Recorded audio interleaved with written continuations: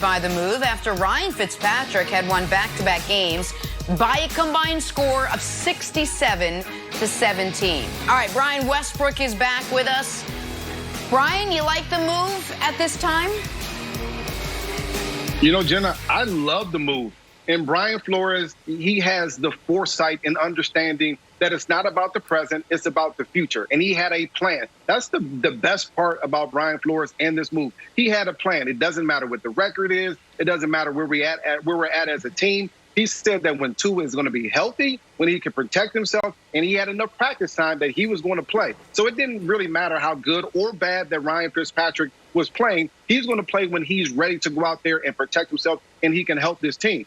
To me, this is actually because of the COVID situation and them, the Dolphins having to move their bye from week 11 to week 8 to now week 7. At this point, this is a perfect situation. Now he gets that 2 weeks period of just getting up to speed, getting reps with the first team offense, and now he can understand and protect himself again and be ready to play. I think it's a perfect move for a team that's in development mode, not win now mode.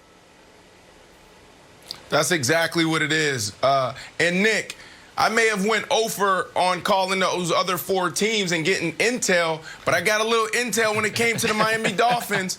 They're not happy about it, but they understand it. And they also, and here's why, because he hasn't adjusted to the speed of the NFL yet. He holds on to the ball a little too long. So Ryan Fitzpatrick gives you the best opportunity to win now. But when you think about this moment and how they can utilize this moment to prepare for next year, you have to make this decision. Me as a player in that locker room, I wouldn't like it. I have my guy Fitzy's back, not just because he's a really great guy, but because he gives us the best opportunity to win. I'm a wide receiver. I want the ball now. I don't have time to be running 70 plays a game and getting my depth on every single route and doing my job and the ball's not there, or him getting sacked because he's holding on to it a little long. I don't have time if I'm one of those guys in that locker room that's in year 9, year 10, and it's pretty much over for me waiting for this guy to develop, especially when this organization has lost year after year after year. You know, Brandon, I think you're right. If you're an older veteran, you don't want to be in this position. But if you're one of these younger guys, especially a coach that's in his, second or third year here, Brian Flores, you're going to help this team in the future because of this move. And if I'm one of these young receivers, maybe one of those young receivers that opted out because of COVID, I'm super excited to see how well this young player Tua is going to be able to go out there and play. This is an exciting time for the Dolphins. I think you should be excited as well if you're one of these young players on that football team. And I'm not certain this makes them worse. And that's not disrespect to Fitzpatrick.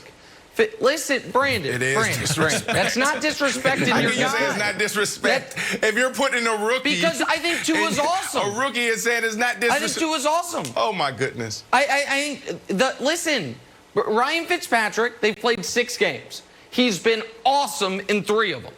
He's been dreadful in 2 of them. And the Jets game was a mixed bag. And partially because you're playing the Jets, but also because he had a couple picks, but also had 3 touchdowns, threw for a bunch of yards. So you've got 3 A's, 2 F's, and call it a C+ on his grade card so far this year. I think Tua is going to have lower highs, but not as many low lows. So it's not just for the future, it's also for the right now. And you get him in before the bye, so he gets the extra time to prepare. And then after the Rams game, they can go on a bit of a run. They have the Jets. This is not the exact order, but it's the Jets again. They have the Broncos. They have the Chargers. They have the Bengals coming up. So, look at that. The Cardinals are mixed in there as well. I forgot about that. Another bad defense. This is the time to do it.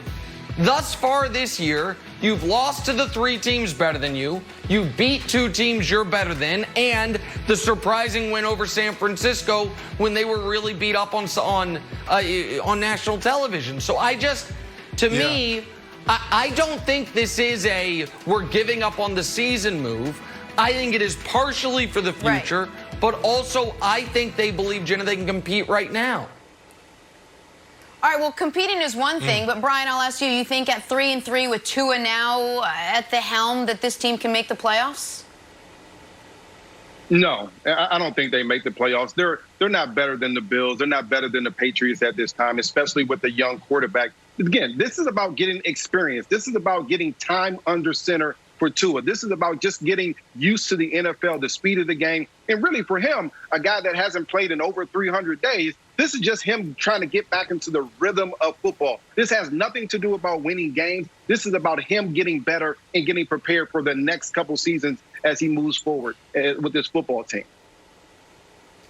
Nick, I'm going to throw a graphic up here and ask you a question. Do you think because Joe Burrow has looked good, #1 pick, but specifically Herbert has looked pretty good? Yes. And I'm not saying it accelerated, but if those guys really looked bad, that the Dolphins would have pumped the brakes a little bit and like, oof, it's kind of rugged out there in the NFL. Or because these guys look so But good, it is rugged for that Tua's timeline moved up. Listen, they evaluated these quarterbacks. We know they believed Tua Tagovailoa, despite the injury, is better than Justin Herbert. And Justin Herbert, I know the record doesn't show it, but has played well. So now that Tua's healthy, I think absolutely the rookie quarterback succeeding plays into it. And Brandon, I do think they can make the playoffs. I think they can get to 9 wins. And 9 wins, I think, will be enough for at least to be in a tiebreaker for that 7 seed. You know I'm not as high on Buffalo as other people are. We just laid out the soft part of their schedule. And I think Brian Flores is an excellent coach.